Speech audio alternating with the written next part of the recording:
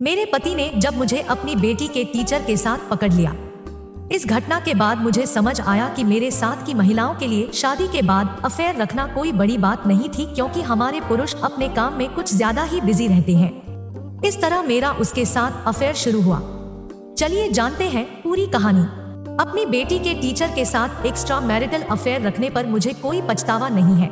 ऐसा इसलिए क्योंकि मुझे एक ऐसे व्यक्ति से प्यार और अटेंशन मिल रहा था जो जानता था कि एक महिला को खुश कैसे रखा जाता है।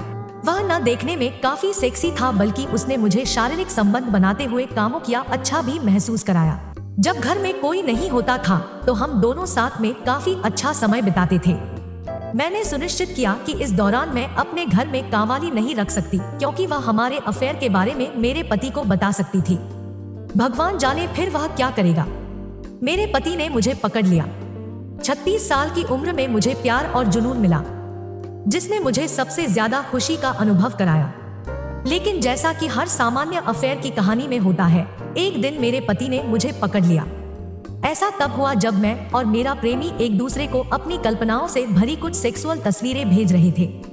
इस दौरान मैंने अपने पति और बेटी की घर वापस आते हुए की आवाज सुनी।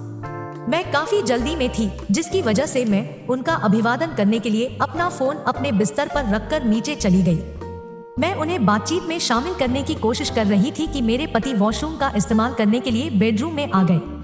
मैं एकदम से डर गई और उनका पीछा करते हुए कमरे की तरफ बढ़ी। मैंने देखा उसके हाथ में मेरा फोन था।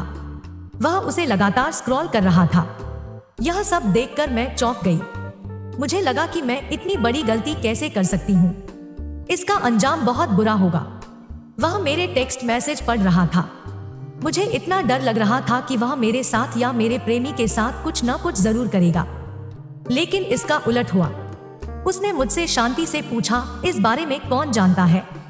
मैंने कहा, कोई नहीं। उसने फोन को जमीन पर फेंक दिया और उसके टुकड़े टुकड़े कर दिए। निराश होकर उसने अपनी उंगलियों को अपने बालों में घुमाते हुए कहा, मैं नहीं चाहता कि हमारी बेटी इन सब चीजों से प्रभावित हो। किसी को भी इस बारे में पता नहीं चलना चाहिए। मुझे परवाह नहीं है कि आप किसके साथ क्या कर रही हो, लेकिन एक परिवार के रूप में हमारी प्रतिष्ठा दांव पर नहीं लगनी चाहिए, वरना इसका अंजाम बहुत बुरा होगा। उसे मेरी परवाह नहीं थी।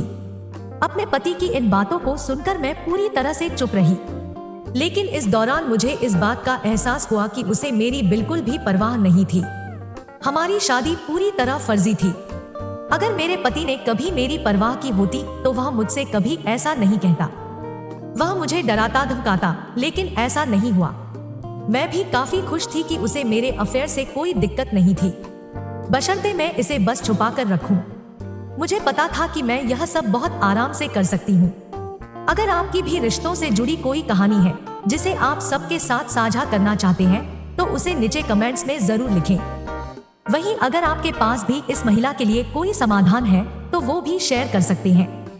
ऐसी और एक सिचुएशन का ये वीडियो जरूर देखें और मेरी चैनल को सब्सक्राइब करना न भूलें।